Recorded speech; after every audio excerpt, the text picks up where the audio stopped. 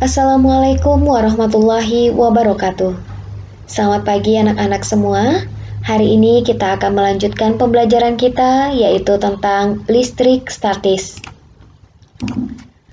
Listrik statis itu berasal awalnya dari kata listrik yang berasal dari kata elektron. Dalam bahasa Yunani berarti batu ambar.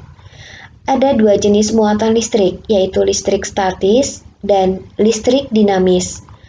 Muatan listrik yang untuk sementara diam pada suatu benda, maka disebut sebagai listrik statis. Sedangkan muatan elektron-elektron yang bergerak, yang disebut sebagai arus listrik melalui kawat konduktor atau suatu kawat penghantar, disebut sebagai listrik dinamis. Semua unsur disusun oleh atom-atom. Atom itu sendiri disusun oleh partikel-partikel yang lebih kecil yang disebut sebagai partikel subatom. 3 partikel subatom yang penting adalah proton yang berwarna hijau ini, kemudian ada neutron yang berwarna orange, dan elektron yang warna putih yang dapat bergerak mengelilingi inti atomnya. Dan elektron ini bergerak sesuai dengan garis edarnya masing-masing. Jadi, partikel penyusun atom ada 3 yang biasa kita singkat dengan PEN. P-E-N. Proton, elektron, dan neutron. Yang mana proton itu bermuatan positif, elektron bermuatan negatif, dan neutron tidak bermuatan.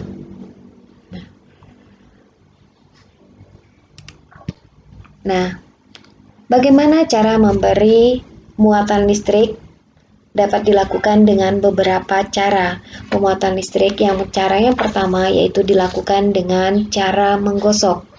Nah, ketika suatu benda digosok, maka kita memberi energi untuk dapat memindahkan elektron dari satu benda ke benda lainnya. Sebagai contoh, sebelum balon tersebut ini digosok dengan kain wol, maka keduanya dalam kondisi netral, yaitu di mana jumlah proton dan jumlah elektron di dalam balonnya ataupun di dalam kain wol ini jumlahnya sama, maka dikatakan sebagai atom netral. Nah, ketika dilakukan penggosokan, kain wol digosok dengan balon, maka kita akan melihat adanya sejumlah elektron yang berpindah dari kain wol ke balon. Nah, sehingga apa? Sehingga kain wol menjadi bermuatan positif karena kekurangan elektron atau kelebihan protonnya. Sementara balon yang awalnya netral setelah digosok, balon menjadi bermuatan negatif karena kelebihan elektron atau dikatakan kekurangan protonnya.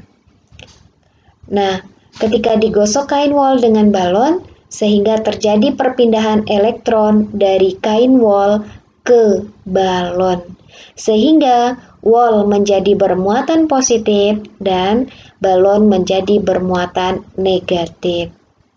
Nah, ada contoh yang lain juga, yaitu ketika kain wol ini digosok dengan batang penggaris yang awalnya sama-sama bermuatan netral, setelah digosok maka batang penggaris akan menjadi bermuatan negatif, sehingga dapat menarik potongan-potongan kertas yang bermuatan positif.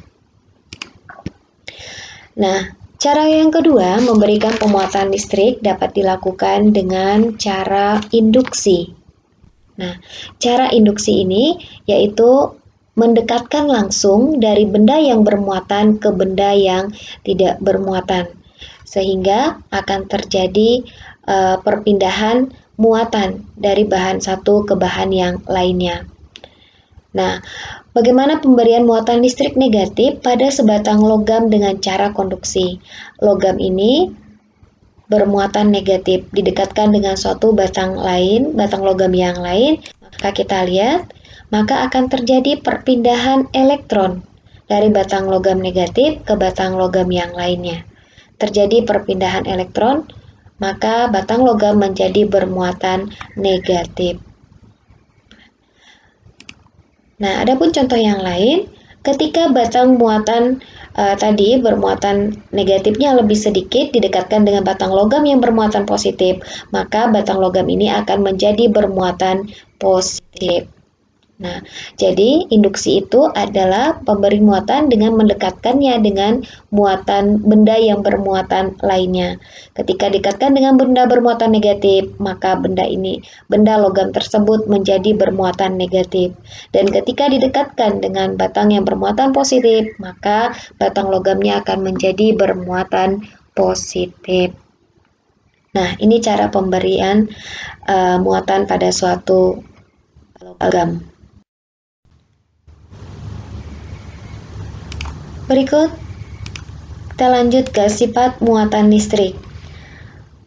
Muatan listrik negatif ataupun positif dapat menarik benda-benda ringan di dekatnya.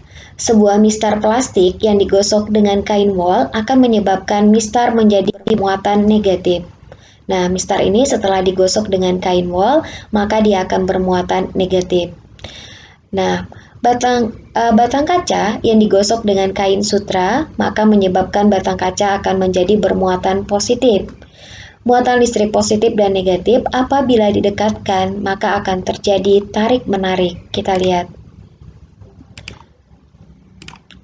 Ketika batang negatif didekatkan dengan listrik yang bermuatan negatif, maka akan terjadi tolak-menolak.